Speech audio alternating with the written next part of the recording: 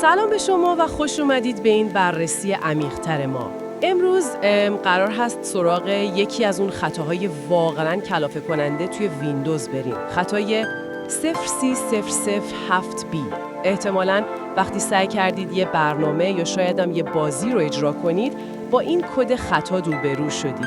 میدونیم واقعاً چقدر میتونه ناامید کننده باشه وقتی چیزی که لازمش دارید کار نمیکنه. امروز میخوایم با هم این روش‌ها رو بررسی کنیم. از ساده ترین ها شروع میکنیم، بعد میریم سراغ یه روش یکم پیشرفته تر. هدفمون اینه که بفهمیم مثلا پشت این خطا چی هست و چطور میشه از شرش خلاص شد. خب آماده اید که این پرونده رو ببندیم؟ بزن بریم. اولین روش ساده ترین و سریع ترین راهه و از یه ابزاری استفاده میکنه که خود ویندوز داره. باید کامند پرامپت یا همون CMD رو پیدا کنید. تو جستجوی ویندوز تایپ کنید CMD. نکته خیلی مهم اینه که باید حتما با دسترسی کامل اجراش کنید، یعنی روش راست کلیک کنید و گزینه ران از ادمنستریتور رو بزنید. یه پنجره سیاه رنگ باز میشه. توی این پنجره خیلی دقیق این دستور رو تایپ کنید. SFC بعد یه فاصله scan now. SFC/scan now. بعدش اینتر رو بزنید. این دستور ببین مثل یه جور پزشک اورژانس برای فایلای ویندوزه. میره فایلای اصلی و حیاتی سیستم عامل رو چک میکنه. میبینه آیا چیزی خراب شده یا گم شده. اگه مشکلی پیدا کنه سعی میکنه خودش تعمیرش کنه. فقط باید یه کمی صبر کنید. این اسکن ممکنه چند دقیقه‌ای طول بکشه. پس اجازه بدید کارش تا آخر انجام بشه. دقیقاً. ببین این ابزار یعنی سیستم فایل چکر یا SFC در واقع خط اول دفاعی خود سیستم عامله برای تعمیر خودش. یه جور چکاپ کلی میکنه که مطمئن شه فایل‌های مرکزی ویندوز سالمن. البته خب باید اینم در نظر داشت که SFC لزوما همه چیز رو پیدا نمیکنه. ممکنه مشکل از فایل‌های جانبی باشه یا مثلا کتابخونه‌هایی که یه برنامه خاص لازم داره و SFC اصلا اونا رو چک نمیکنه. ولی به عنوان قدم اول کاملا منطقیه، خیلی هم مهمه.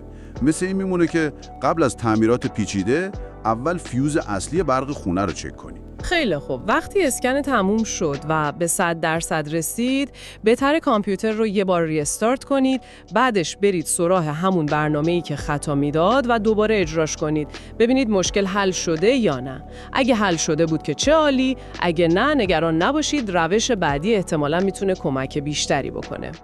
خب اگه اسکن SFC مشکل رو حل نکرد، روش دوم اینه که یه بسته نرم افزاری جامع رو نصب کنیم. این بسته رو میشه مثل یه جعبه ابزار بزرگ در نظر گرفت. توش خیلی از ابزارها و فایل هایی که برنامه‌ها و بازی‌های مختلف ممکنه لازم داشته باشن یه جا جمع شده. بعد از اینکه دانلودش کردید، معمولاً فایلش فشرده است. پس اول باید از حالت فشرده خارجش کنید، یعنی اکسترکتش کنید. داخل پوشه‌ای که ایجاد میشه، دنبال فایلی بگردید به اسم اینستال آل یا یه چیزی شبیه این. پیداش کنید و اجراش کنید. یه فرایند نصب شروع میشه. باید مراحلش رو دنبال کنید و اجازه بدید کامل انجام بشه. این مرحله ممکنه چند دقیقه طول بکشه. چون داره تعداد زیادی فایل ضروری، کوچیک و بزرگ رو نصب یا آپدیت میکنه. آره، بذار یکم بیشتر توضیح بدم این چیه. ببین خیلی از برنامه‌ها مخصوصاً بازی‌های جدیدتر برای اینکه اجرا بشن به یه سری فایل‌های مشترک نیاز دارن. به اینا میگن کتابخانه‌های زمان اجرا یا ران تایم لایبرریز. فکر کن مثل قطعات استاندارد لگو میمونن که خیلی از سازه‌های مختلف ازشون استفاده میکنن. مثالای معروفش هم نسخه‌های مختلف دایرکت ایکس هستن یا بسته‌هایی به اسم Visual C++ Redistributables. خطای 0300 بعد 0x خیلی وقتا دقیقاً به همین دلیله. یعنی یکی از این قطعات لگوی مشترک که برنامه شما لازمش داره یا اصلا رو سیستمت نیست یا نسخش قدیمیه یا یه جوری خراب شده.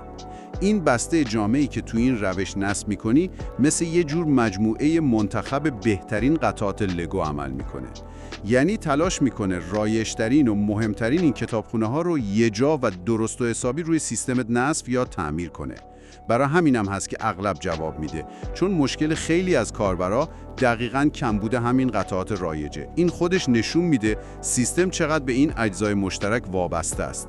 خرابی یکیشون میتونه کل یه برنامه رو از کار بندازه. پس یعنی این بسته مثل یه جعبه ابزار مشترکه که مطمئن میشیم همه چیز سر جاشه و سالمه. دقیقاً. یه راه حل خیلی خوبه برای پوشش دادن خیلی از مشکلات رایج مربوط به نیازمندی‌های نرم افزاری. خب پس از این که نصب این بسته کامل شد، دوباره برید سراغ اون برنامه یا بازی که مشکل داشت، اجراش کنید. امیدوارم که این بار دیگه مشکل حل شده باشه. اگه هنوز نه، خب ناامید نشید. روش سوم یکم فنی تره، ولی قدرت تشخیصش خیلی بالاست. بسیار خوب، اینجا دیگه وارد فاز کارآگاهی میشیم. اگه اون دوتا روش قبلی جواب ندادن، این روش کمک میکنه که دقیقاً انگشت بذاریم روی همون فایلی که داره دردسر درست میکنه. این روش یکم صبر و دقت بیشتری میخواد. مثل اینه که از بررسی کلی ساختمون برسیم به بررسی سیمکشی یه اتاق خاص. برای این کار به یه ابزار خیلی قدرتمند و البته رایگان از خود مایکروسافت نیاز داریم به اسم پروسس مانیتور یا به اختصار پراکمان. بعد از دانلود و اکسترکت کردن فایل زیپ، فایل prakman.exe رو پیدا کنید و اجراش کنید. احتمالاً اولین بار که اجراش می‌کنید، یه پنجره میاد با شرایط استفاده که باید روی دکمه اگری کلیک کنید. حالا قدم به قدم با هم بریم جلو. اول این پراکمان به محض اجرا شروع میکنه به ضبط کردن یه عالمه اتفاقات پشت صحنه سیستم. ما فعلا به این همه اطلاعات نیازی نداریم. پس اول از همه ضبط رو متوقف کنید. برید به منوی فایل و تیک کنار کپچر ایونتس رو بردارید. همزمان خوبه که صفحه رو هم پاک کنیم تا کارمون تمیز باشه. روی آیکون پاک کن که شبیه یه اریزر هست توی نوار ابزار کلیک کنید. مرحله بعدی اینه که فیلتر تنظیم کنیم تا فقط فعالیت‌های مربوط به برنامه مشکل دارمون رو ببینیم. روی آیکون فیلتر کلیک کنید، شکل شبیه قیفه. تو پنجره‌ای که باز میشه، منوی کشویی اول رو بذارید روی پروسس نیم.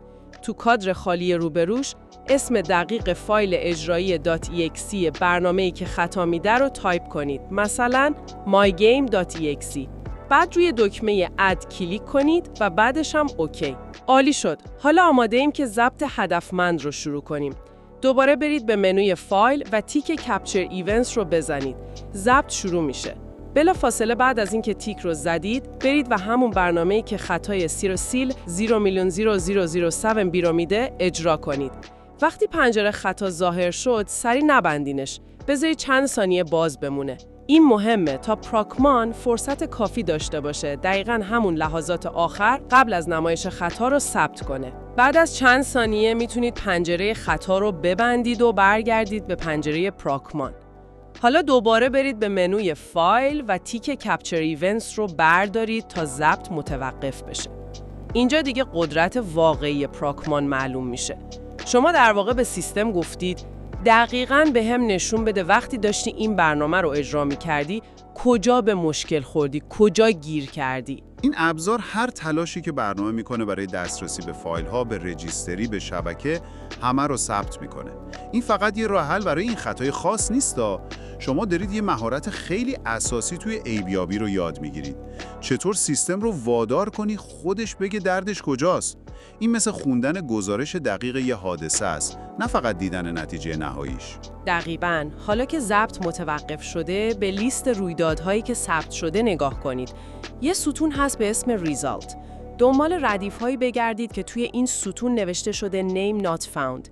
این یعنی برنامه سعی کرده به یه فایلی دسترسی پیدا کنه، اما اون فایل اونجایی که انتظار داشته پیدا نشده. برای اینکه اینا رو راحت‌تر پیدا کنید، میتونید روی یکی از همین ردیف‌های name not found راست کلیک کنید، برید روی هایلایت و بعد name not found رو انتخاب کنید. این کار باعث میشه تمام ردیف‌هایی که همین نتیجه رو دارن هایلایت بشن. حالا نکته کلیدی، به ستون پت نگاه کنید. این ستون مسیر کامل فایل رو نشون میده. شاید لازم باشه یک کم عرض ستون رو بیشتر کنید تا اسم کامل فایل رو ببینید. تو ردیف‌های هایلایت شده، یعنی همونایی که نتیجهشون نیم نات فاوند هست، دنبال فایل‌هایی بگردید که پسوندشون .dll باشه. DLL ها همون فایل‌های کتابخونه‌ای یا جعبه ابزارهای مشترک هستن که قبلا گفتیم. مهم اینه که دنبال یه فایل DLL خاص بگردید که اسمش چندین بار و پشت سر هم با نتیجه نیم نات فاوند تکرار شده باشه. اگه یه اسم DLL فقط یکی دو بار اینجوری تکرار شده شاید مهم نباشه، ولی تکرار زیاد یعنی احتمالاً مشکل اصلی همینه. مثلا تو راهنمایی که ما دیدیم تحلیلگر متوجه شد فایل xinput13.dll که مربوط به ورودی دسته‌های بازی و ایناست بارها و بارها با این نتیجه تکرار شده. این یه سرنخ خیلی قوی بود که مشکل از همین فایله. شما هم باید دنبال یه همچین الگویی توی نتایج پراکمان خودتون بگردید و اسم دقیق اون فایل DLL مشکوک رو یه جا یادداشت کنید. خب فرض کنیم شما هم مثل اون راهنما فایل DLL مشکل ساز رو پیدا کردید. حالا باید نسخه معیوب یا گم شده رو حذف کنیم تا بتونیم نسخه سالم رو جاش بذاریم. اول برید به مسیر C، Windows، سیستم 32 توی کامپیوترتون. توی این پوشه اون فایلی که اسمش رو یادداشت کردید با استفاده از نوار جستجوی بالای پنجره پیدا کنید. وقتی پیداش کردید انتخابش کنید و حذفش کنید. دیلیت کنید. صبر کن ببینم. تو راهنما گفته بود که باید همین فایل رو از یه پوشه دیگه هم پاک کنیم. C، Windows، syswow64. چرا؟ یعنی چرا باید یه فایل رو از دو جای مختلف پاک کنیم؟ این یکم عجیب نیست؟ سوال خوبیه و خب آره، اولش یکم گیج کننده به نظر میاد. این قضیه به خاطر معماری سیستم عاملای 64 بیتیه. برخلاف اسمشون پوشه سیستم 32 معمولاً فایل‌های سیستمی 64 بیتی رو نگه می‌داره و پوشه syswow64 که مخفف ویندوز 32 بیت آن ویندوز 64 بیتی فایل‌های 32 بیتی رو. حالا برنامه‌ها بسته به اینکه خودشون 32 بیتی باشن یا 64 بیتی ممکنه به نسخه متفاوتی از همون DLL نیاز داشته باشن که توی یکی از این دوتا پوشه قرار داره. با حذف کردن فایل مشکوک از هر دوتا مسیر مطمئن میشیم که نسخه معیوب حالا چه 32 بیتی بوده چه 64 بیتی کاملا پاک شده و جا برای نصب نسخه سالم و صحیح باز میشه. آها، پس برای اطمینان کامله که نسخه خراب هرچی که هست پاک بشه. فهمیدم. حالا که فایل معیوب رو از هر دو جا، البته اگه تو هر دو جا بود، حذف کردیم، نوبت میرسه به نصب نسخه سالم. راه پیشنهادی توی منبع ما استفاده از نصب کننده وب دایرکت شیلد اند یوزر رانتایم مایکروسافت بود. لینک دانلود این ابزار هم معمولاً راحت پیدا میشه یا تو همون راهنماها هست. فایل نصب کننده دایرکت رو که دانلود کردید اجرا کنید. احتمالاً اولش با توافقنامه مواجه میشید که باید قبول کنید. I accept the agreement. بعد میرسیم به یه نکته خیلی خیلی مهم که حتما باید حواستون باشه. توی یکی از مراحل نصب به احتمال زیاد یه گزینه‌ای برای نصب نوار ابزار بینگ بهتون پیشنهاد میشه. حتما تیک این گزینه رو بردارید. این یه نرم ابزار اضافیه که لازمش ندارید. خب بعد از اینکه تیک بینگ بار رو برداشتید، روی نکست کلیک کنید و اجازه بدید نصب پیش بره. این نصب کننده هوشمند سیستم شما رو بررسی میکنه، میفهمه کدوم فایل های دایرکت ایکس از جمله احتمالاً همون DLL ای که شما حذف کردید خرابن یا گم شدن و بعد آخرین نسخه های سالم اونا رو از سرورهای مایکروسافت دانلود و نصب میکنه. بعد از اینکه نصب دایرکت ایکس تموم شد، کار تقریباً تمومه. حالا یه بار دیگه اون برنامه‌ای که خطای 0C62272 میداد رو اجرا کنید. به احتمال خیلی خیلی زیاد این بار باید بدون هیچ مشکلی اجرا بشه. توی راهنمای منبع ما که این روش سوم و دقیق مشکل رو کاملا حل کرد، امیدواریم برای شما هم همینطور باشه. میبینید با یکم حوصله و استفاده از ابزار درست تونستید مثل یه متخصص ریشه مشکل رو پیدا کنید و خودتون حلش کنید. بسیار خوب، پس امروز 3 تا رویکرد مختلف رو برای مقابله با خطای 0C62272 با هم مرور کردیم. یکی اسکن سریع با SFC بود، یکی نصب اون بسته جامع ران تایم و در نهایت روش دقیق‌تر و خب کارآگاهی با پروسس مانیتور برای پیدا کردن و جایگزین کردن فایل DLL مشکل ساز. به نظر من نکته‌ای که توی روش سوم خیلی ارزشمنده، فراتر از رفع همین یه خطای خاصه. این روش به شما یه درک عمیق‌تری میده از اینکه سیستم عامل چطور کار میکنه و برنامه‌ها چطور به این فایل‌های مختلف وابسته هستن. یعنی پروسس مانیتور فقط یه ابزار تعمیر نیست، بلکه مثل یه پنجره است به دنیای درونی سیستم شما. شما نه تنها مشکل رو حل کردید، بلکه فهمیدید چرا اصلا این مشکل به وجود اومده بود. این خودش یه مهارت خیلی مهمه. و این سوال پیش میاره که چند وقت یه بار ممکنه مشکلات کوچیک فایل ها باعث رفتارهای عجیب و غریبی تو سیستم بشن که ما شاید نادیده میگیریم یا بهشون عادت میکنیم. دقیقاً، و این ما رو به یه فکر نهایی میرسونه. حالا که میدونیم سیستم عامل و برنامه‌ها اینقدر به سالم بودن و هماهنگی این فایل‌های کوچیک و بزرگ وابسته هستن، آیا فقط باید منتظر خطا بشینیم و بعد تازه بریم دنبال راه حل بگردیم؟ شاید اینجا بحث نگهداری پیشگیرانه یکم معنی پیدا کنه.